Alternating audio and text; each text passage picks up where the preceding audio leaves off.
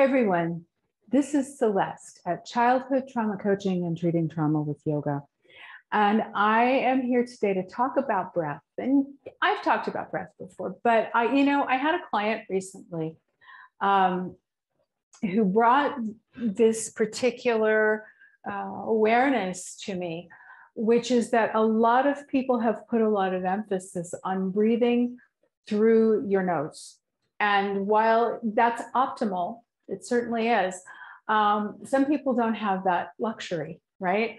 I mean, if you've got asthma and allergies and you have trouble breathing in general, it can be very difficult to take a deep breath through your nose. Asthma, you're just gasping, right?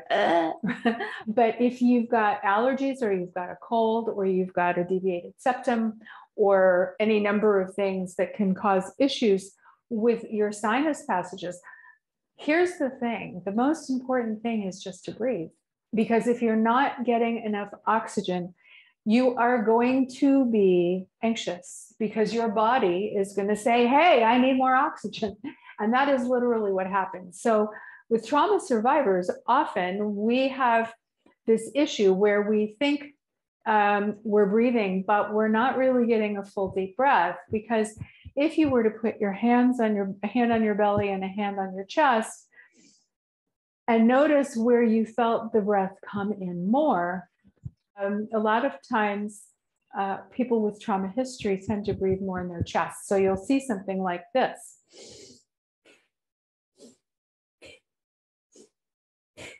And I'm going to do that without my hands on my belly and my chest, and this is what it looks like.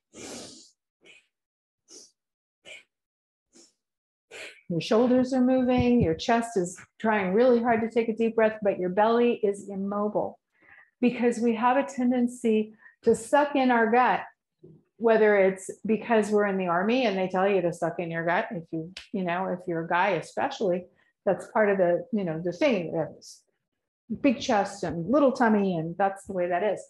Well, for women, it's not so different, right? And especially in our culture, we don't want to look like we have a belly. So we suck our belly in, whether we've got any trauma history or not. So the problem is if you've got trauma history and you're also worried about, oh my God, what do I look like out there? Which most trauma survivors do. We care. We care too much about what other people think of how we look and how we act and what we sound like and all of those things, because we don't want to piss people off. Sorry, that's the bottom line. We don't want to upset people. So, we walk around like that. We don't want people to have a bad perception or a bad opinion of us. And we walk around like that because of that. But we also walk around like that and sit around like that because we're in that fight or flight mode, which is the sympathetic nervous system going, oh my God, I'm on red alert. I'm waiting for something to happen. And when you're in that place, it is absolutely normal to tighten up and to clench around that. The problem is there is no tiger around the corner, okay? The problem is that we behave as we behaved when, back in caveman days, when it was really important for us to be aware of where that tiger was. And we would react as though there was a tiger, even if the issue was not a tiger, because it's what scares us.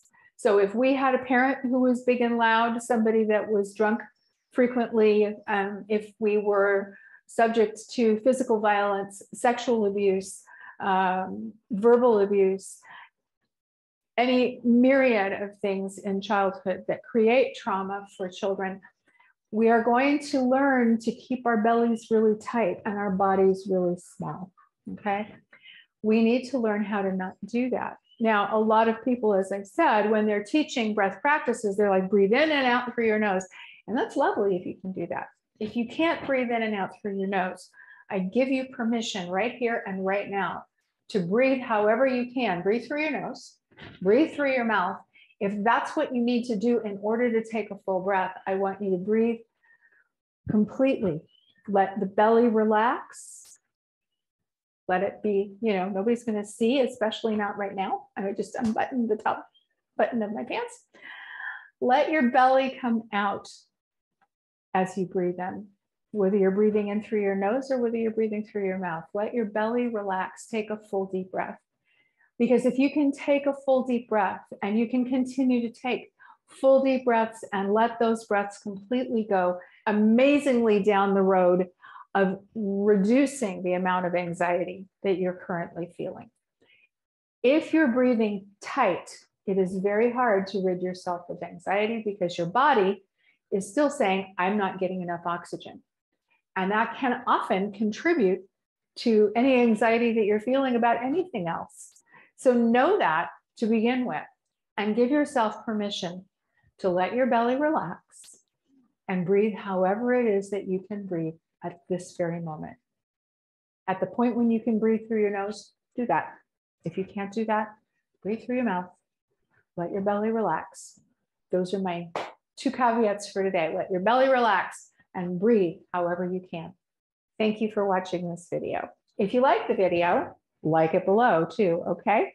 And you can find me on Facebook, Instagram, and of course, YouTube at Childhood Trauma Coaching and at Treating Trauma with Yoga.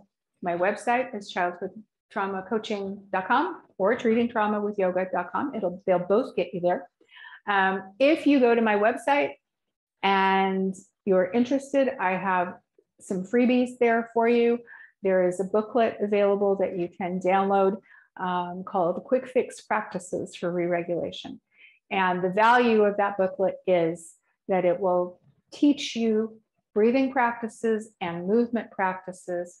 And there's a meditation there that I recorded that you can use to help yourself calm down and help yourself regulate. Okay? Thanks so much for watching.